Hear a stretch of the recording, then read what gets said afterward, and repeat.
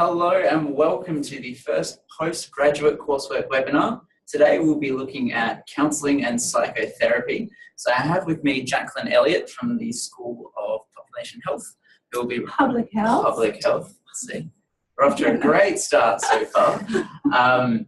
So throughout the webinar today, you will have the opportunity to ask questions. So what I do ask is that if you have any technical issues, if you could put them in the comments section that's on your screen at the moment. But if you have any questions throughout the session, it would be lovely if you could put them in the Q&A section. It appears up the top left of your screen. There's a little Q&A button. If you click that one and type your questions in there as they come up, we'll have a nice list of them and we'll go through and read them out towards the end of the session. So we'll be covering counselling and psychotherapy from the graduate certificate, the graduate diploma, and the master's degree. So I'll hand over to Jacqueline, who will start that one. And remember, if you do have any questions that pop up at all, make sure that you put them in the Q&A section. Lovely, thank you. My name is Jacqueline Elliott. I'm a program coordinator for the Counselling and Psychotherapy graduate suite of programs. So I'm going to tell you a little bit about those, and there'll be time, as was said, for questions afterwards. So the Counselling and Psychotherapy suite of programs is a program which is designed to provide training and education for people who are interested in working in the health professions, and specifically working with individuals or families, couples or communities to help, to work with them to find solutions to emotional, mental and lifestyle issues. And some of those things that you can see there depicted are some of the things that a counsellor might work on or work with a client to help them move towards their life goals. So our program, as was said, is a nested program. You can start with the graduate certificate. That consists of 4 courses which can be taken over 6 months as full-time enrolment. You can stop there if you choose to and exit with that graduate certificate, or if you go, yes, this is for me, I really love this, you can continue on with the graduate diploma. That means you do an additional 6 months of full-time to a total of 8 courses or up. At that point, you can again decide that that's right for you and exit at that point, or subject to a review by academics, where we look at how you're tracking. Are you in the right place to be sitting in front of a client and helping them with their issues? And if you and we think that you are, then we would look to move you into the master's year, which is an additional 12 months full time. And during that time, you can go down one of 2 paths. You can either go down the clinical path, where you undertake a placement. I'll talk a bit more about that in a minute, or down the research pathway, where you undertake a research project to produce a thesis. So let's have a look at what that looks like in a bit more detail. So if you take the clinical pathway of the Masters, this is what you're in for. So in semester 1, you'll do these courses as listed. So these are core courses, ones that give you skills, which you develop through both a combination of lectures, didactic learning, and very experiential, interactive learning style, where you're working with your colleagues, practicing those skills in class. So all of those courses are core and teach some of the skills which we know will be needed regardless of which pathway you go, whether you go on the research or the clinical pathway. In the second semester, you build on those skills again with some more core courses and picking up both a combination of theory and practice that you will need moving forwards. Moving into the, why are these highlighted? These 3 courses are courses which we will be looking very closely at to make sure that you do very well in these courses, because they're the ones which will be key to progressing onto the master's year, particularly for the clinical pathway. And this is what it looks like in the second year. So our second year clinical pathway is accredited by our national accreditation body, PACFA, the Psychotherapy and Counselling Federation of Australia, which means that you are eligible for future registration as a fully fledged recognised counsellor. So our core courses are Placement 1A and 1B are what we call our capstone experience. That's where you really get to practice the skills that you've learned in a counselling setting with an appropriately qualified practitioner providing supervision for you. You also get in your second year the chance for some electives, so you can choose 3 out of the ones that are there listed. So you really get to pick up on the ones that are most attractive for you. The research pathway in the second year is a little bit different because you have to do a 12-unit thesis, which is the equivalent of 1 semester full-time. So this research pathway is designed to prepare you for further study in the area of counselling and psychotherapy. So if you're interested in doing a PhD, for example, this would be a choice you might make.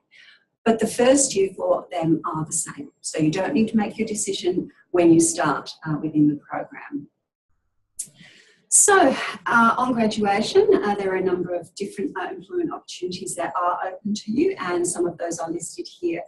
What I can certainly say is that a number of our graduates have been able to secure employment following their placement. So if you do exceptionally well in your placement and they want to keep you on, then that is a potential avenue for future employment.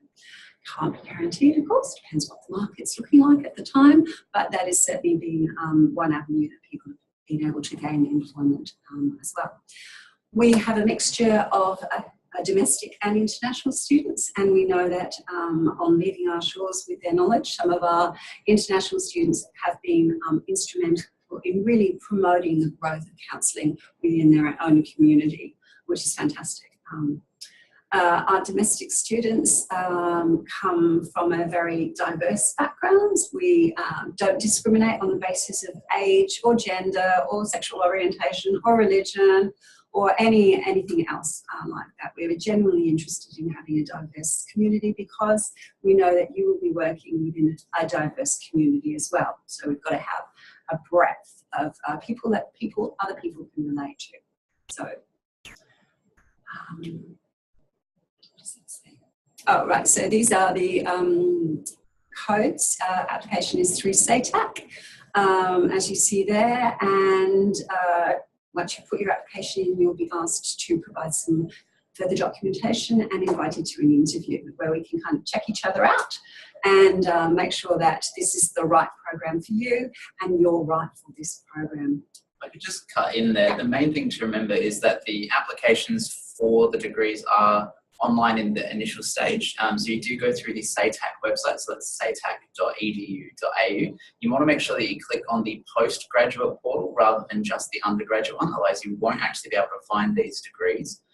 As Jacqueline mentioned, there are some additional steps required in the application process for this degree. So as you go through and apply, there'll actually be a link on the SATAC website to where you go and get the extra forms that you need to fill out.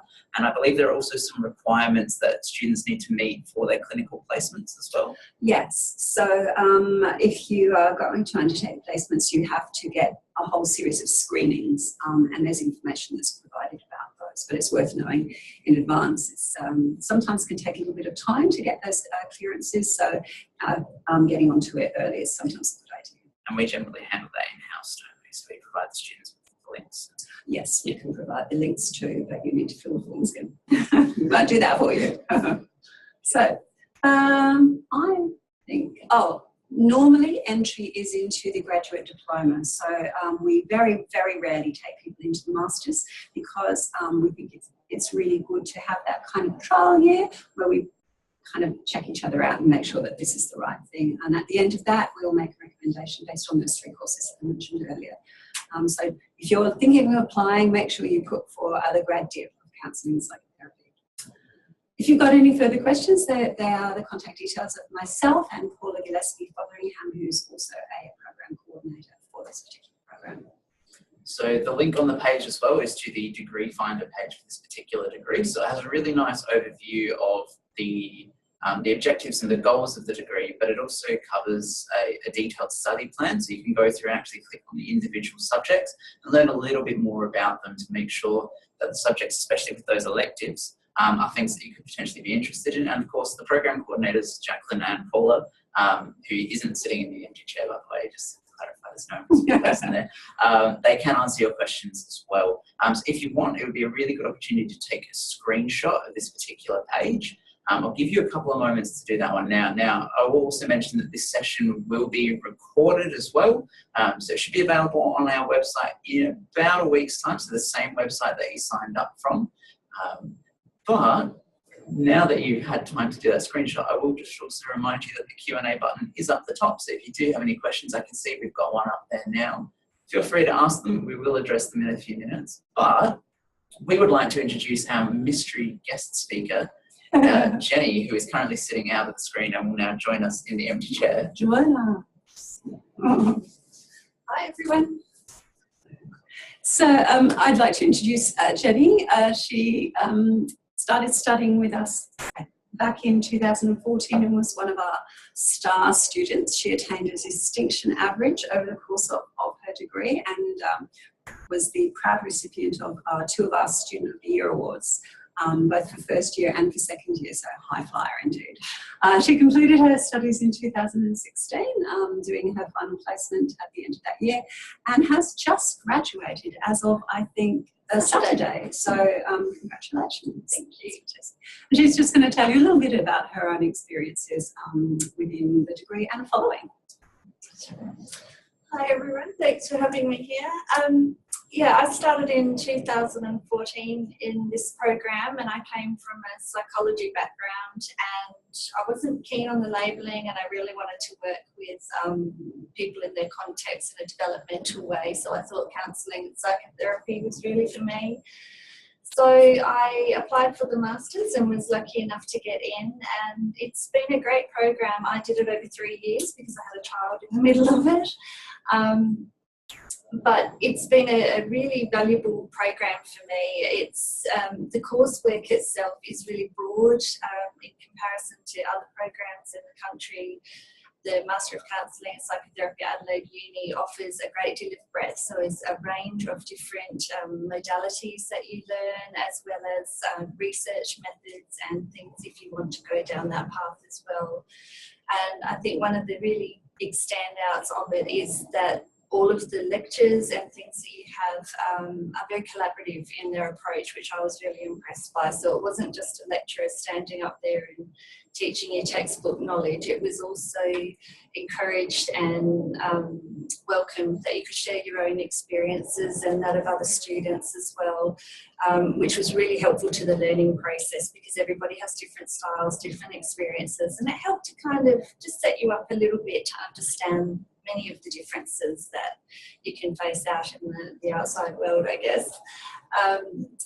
It was a great study program too because all of the assignments, because there's always a lot in any study program, but they were always staged by course so that there was never 10 papers due at one time. It was always nicely spaced out, so you had the time to be able to focus and really put your energies into coming up with some really good papers, and it also means you can spend a bit of time on areas of interest, which I thought was fantastic. And I think a real standout for me with the academic staff here was the fact that they come from different countries in some cases, and many different backgrounds and experiences, and that's been invaluable to me, hearing how things have been done in different states, countries, different fields of counselling and psychotherapy. And I know much of the learning in that I've been able to apply in my own practice today. So I think that's really valuable. And then by the final year, you're probably fairly focused on doing your 2 placements. I know I was. And another great thing about Adelaide Uni is that they consult with you to find out really where you want to go in your counselling practice, and they work with you to find a placement that really suits what your needs and direction are wherever possible, and I found that really good. I was very interested in working in the mental illness field, and after a bit of negotiation I managed to get the Mental Illness Fellowship of South Australia for my placement. And I've not really looked back since, I'd have to say. So I got there on my first day and I was very nervous, but I took a big deep breath and walked in, and I was warmly welcomed, and the team there were brilliant. They took me under their wing and set me straight in. And when I'd come out, I had at least 3 people at any time to debrief with, and they were great at skill sharing, and they were sharing their knowledge. They created opportunity after opportunity for me to be involved in group work, individual family counselling, but also, I guess, promotion work in how to reduce stigma of mental illness and the many different areas of mental illness that were there. And I found them really generous, and that was then backed up by the uni, because we would come in for group supervision sessions every fortnight. And again, we've got this very skilled, very good staff, and we were able to talk through our caseload, and the staff, as well as our peers, were able to give some really good insights or suggestions sometimes of things we could try or things that extended what we were doing. So in my experience of it, I really never felt unsupported, and I think that's a really good thing in study, because it's a little bit scary. You're going out there with something quite new sometimes, and you get these people in front of you and you've got to do something with all of that knowledge. And I think the breadth of courses that we had through the degree program really equipped me well for mental illness, because I probably had CBT training largely going into my placement, and that's okay, but it doesn't work all that well in the demographic that we're working with. And so my agency actually used a lot of acceptance and commitment therapy, and I also learned expressive therapies during my study program, and I used that almost daily. So it was a really lovely extra set of skills that I gained from it that have been useful in my practice.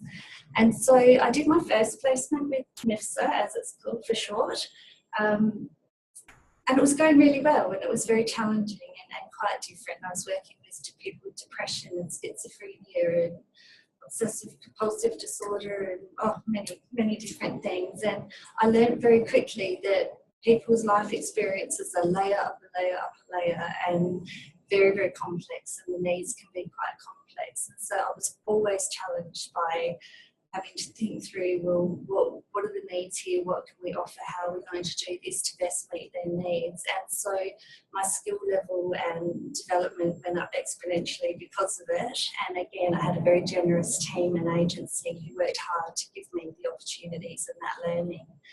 And so at the end of my first placement, they kind of like me and I kind of like them, and I was able to stay on for my second placement there, which was great. And I finished that in mid-December last year.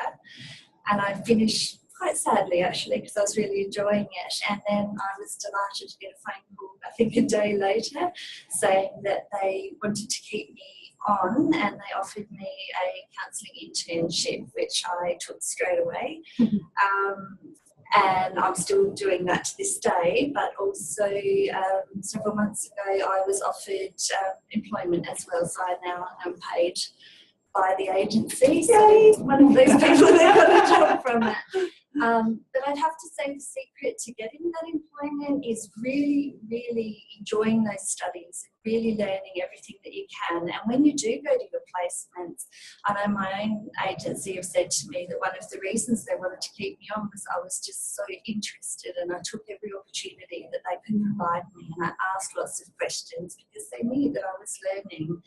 And again, I had a very generous agency to work with, and I was well supported by the uni and the program itself. So I'd have to say that I thoroughly recommend the program. And I think, just as an added bonus to the whole thing is that it's a smaller number of people in the program, and so you get to know people quite closely or intimately, depending on how you want to look at it.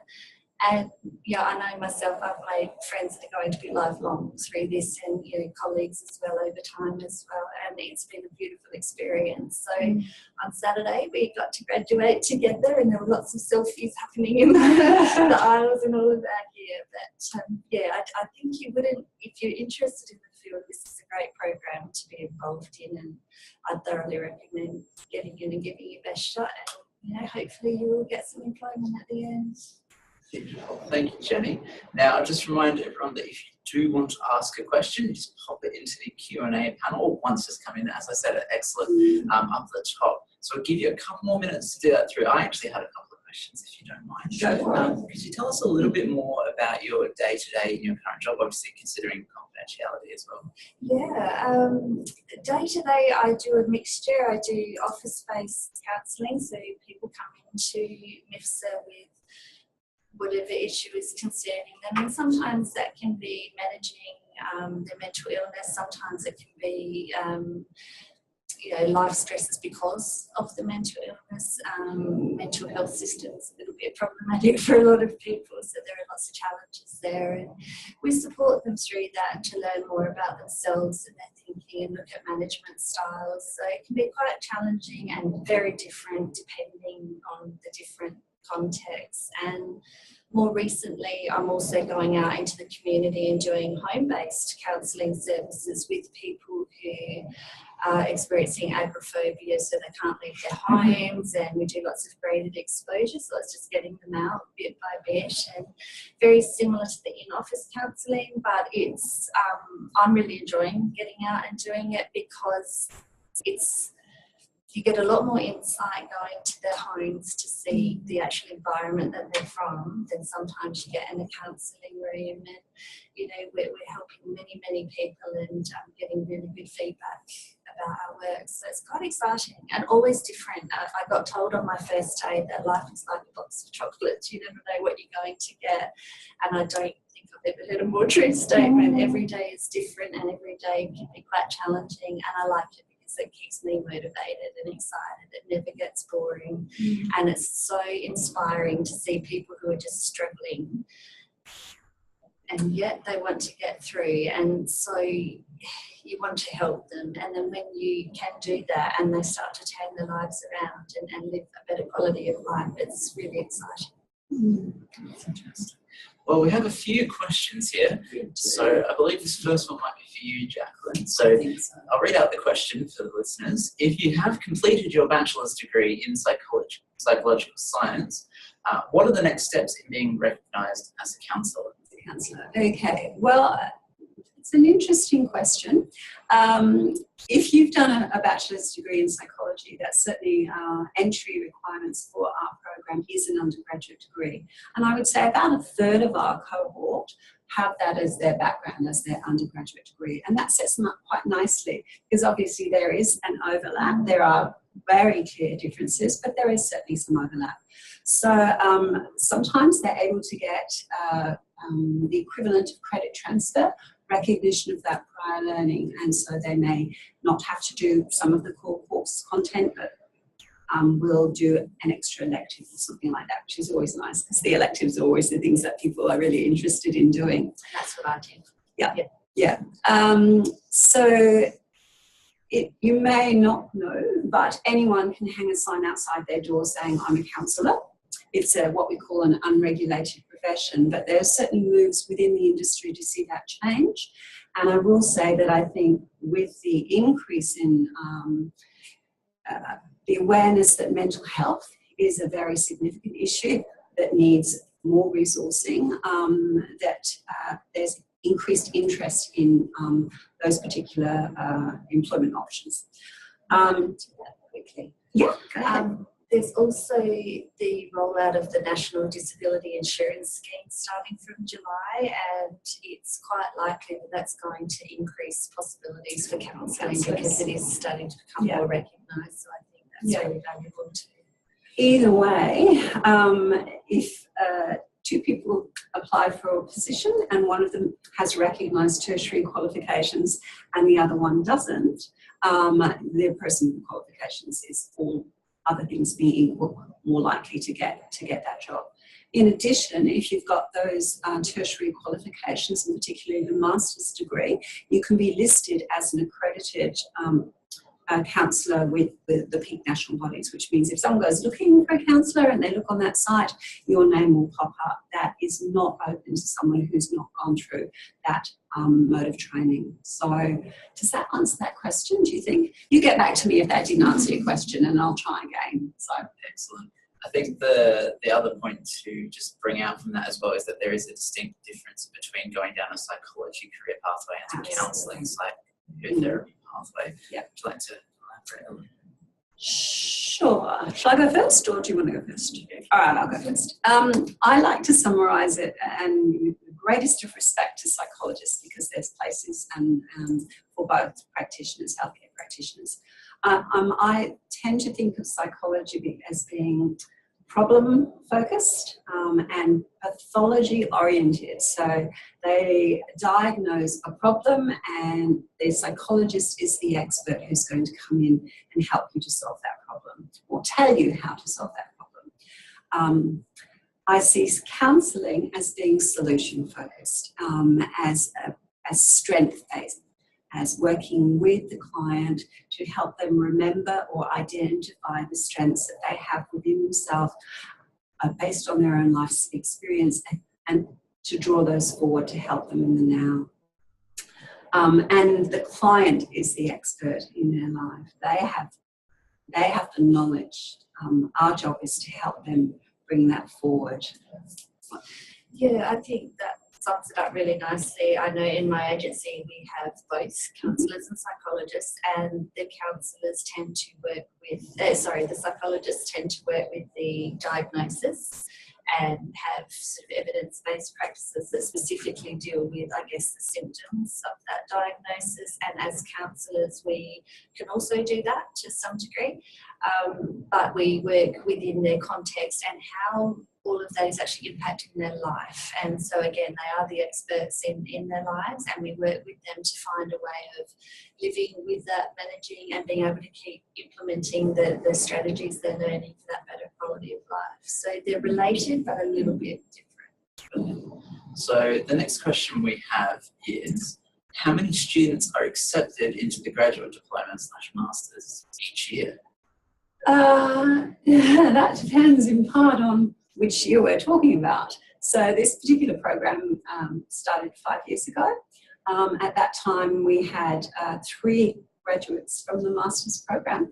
I think last year we saw around 20 to 25 people graduate. So we accept into the program at I'll say the beginning of the year, although we do have mid-year intake. This year we have, I think, between 45 and 50 new, what I call first year students, so either in the graduate diploma or in the graduate certificate.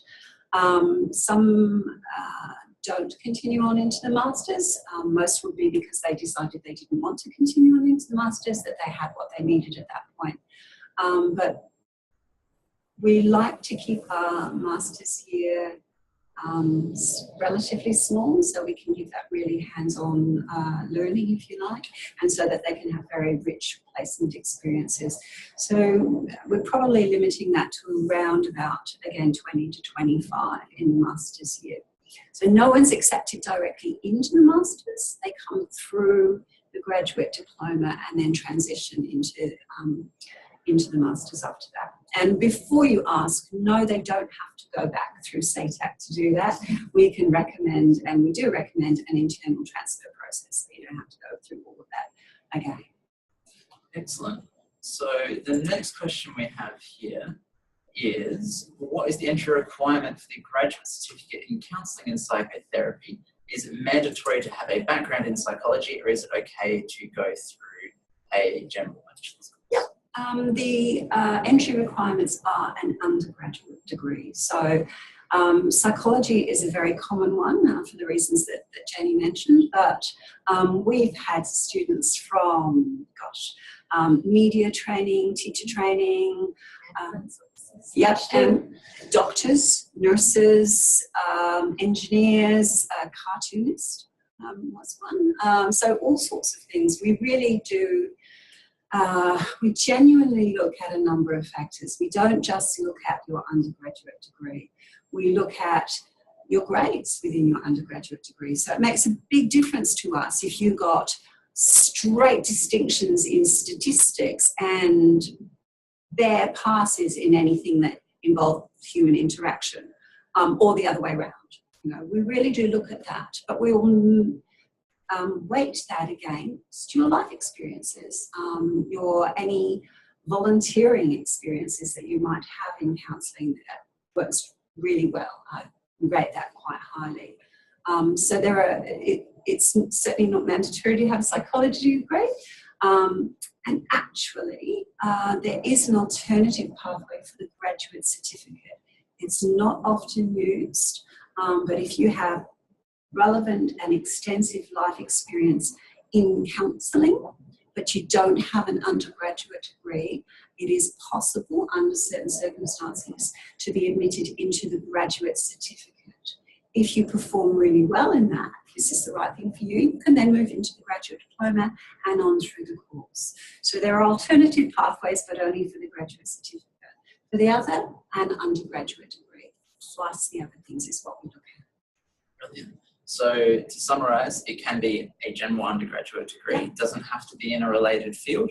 And then we'll look at your performance throughout the degree to determine whether or not you meet the requirements. Yeah. We're looking for fit. We want to know that you've got potential or capacity to get the most out of this training, because it is a competitive entry. We'll get between 80 and 100 applicants over the course of the year, and we accept about half of those. So we want to make sure that we're accepting the right half of those applicants. Excellent. So the next question here is one for me, I believe. So the course seems quite expensive.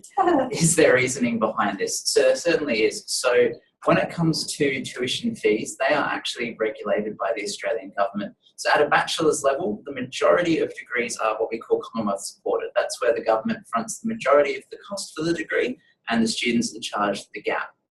When it comes to a postgraduate level, we actually have to submit a list of our degrees to the government for them to select which ones they're going to support at which particular point. Now, this list usually is updated annually as well. So at this point in time, it is currently not Commonwealth supported. It is listed as an Australian full fee paying degree. Now, what that means is for Australian citizens, you can still defer the cost of your tuition. It is through a slightly different system. Instead of HECS help, it's actually called fee help. Essentially, it works very, very similarly. You do not pay the cost of your tuition up front and you defer it to your help loan to the Australian Taxation Office and then start repaying it once you earn over an income threshold. It comes out on top of the income tax. It's very similar in that regard. It's just that it's for a larger quantity of money. So this list could be revised in the future. As far as we know, with the NDIS coming through, this could mean changes, but it's at the discretion of the Australian government as to whether or not it will become Commonwealth supported in the future. So I hope that answered that question. Now, the next question we have here is, are there any part-time study options available? Yes, I did my first year full-time and my second year I did over 2 years. And so I did all of my coursework in the first part, and in the second year I did my placement, which was a great way to do it. So yeah, it's very flexible and does help to promote a work-life balance. Yeah, and we have students enrolled anything between 1 and 4 courses. And if you're happy to plod along doing 1 course per semester, we're very happy to support you. You can start off full-time and drop down part-time. We really want you to do whatever's best and helps you to get the most out of the learning experience that you can. So part-time's fine. And partly that works really well because it accommodates, again, that diversity of people. You've got people with family commitments, work commitments, people returning to study after time away, people coming straight through. So we really want to provide options that suit you best. Perfect. So we've just had another question pop in about fees again. So what I'll do is I'll actually just take you back to this page. So the tuition fees for the degrees are listed on the degree finder page at the bottom. I won't say them over the webinar purely because if someone ends up accessing this in the future and they have changed, they might get the wrong idea. So if you go to that web address that's on the bottom of the page, that will have the current tuition fees for the degree. And if you do have any questions about them, you've also got contact details up the top where you can follow up. So I might leave it on this screen for now, just so you guys have got access to that contact information as well. So the next question we have is the job market for counselling and psychotherapy highly competitive in South Australia? Oh, that is a tricky one to ask. I would say it's about as competitive as it is anywhere else. As you mentioned earlier, we're seeing increasing numbers of people coming out with tertiary qualifications, but we're also seeing increasing need for mental health support, life and wellbeing support, and that's where counsellors can step in and meet the need. So it's a bit of a up and a down, and at any given time, who knows what the need's going to be. It's also, I would say, very subject to whatever the government's doing at the time. So if the budget is, if there's concerns around the budget, then there's, you know, it's kind of a hesitation in employing more people, as with any profession. So it's really subject to many market forces, I would say. It is, but again, with the rollout of the National Disability Insurance Scheme, I'm fairly sure from what I've been hearing that is actually going to create more opportunities for counsellors into the future, so it's a positive thing. I think it's also worth saying that the professional associations which our graduates can join are also very active in this space in promoting the field of counselling, in promoting and expanding the employment opportunities, and also in advertising or drawing to their members' attention particular employment opportunities. And wherever we hear of those, we're very happy to share them with our graduates as well. So it's a very lively space. It is. And be aware too that counselling is often not advertised as counselling. It comes under many titles, as Jacqueline mentioned earlier on in her presentation. So it's if you go back to her earlier slides, it lists a number of different titles for pretty much the same role. But often if you do look up counselling positions, you'll get everything from financial counsellors to actually what we do. So it's just learning some of the titles out.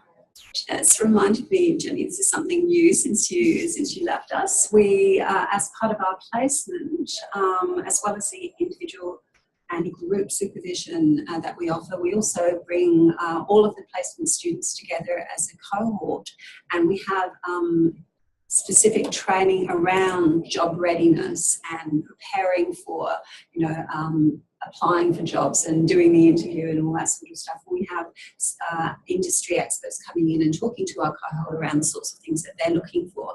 And that was in response to student feedback that, you know, this was something that they wanted and would be helpful. So we're doing our best to make sure that you're job ready when you graduate from us.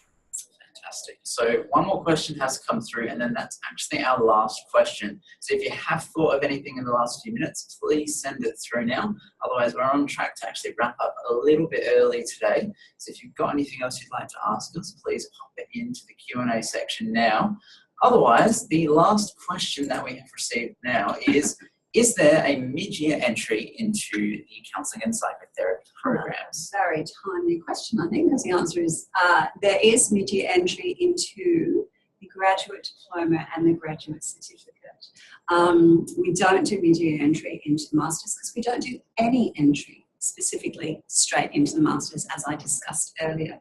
But certainly SATAC is open now for application for both the graduate certificate and the graduate diploma. It's probably worth noting that the enrolment options, however, are limited compared to the first semester, simply because some of the courses in second semester require you to have done the courses in first semester. So you can't have full-time enrolment in second form with mid-year entry. You can only enrol in 2 courses under normal circumstances, and we're very happy to explain that during the interview and answer any questions that you might have on that side.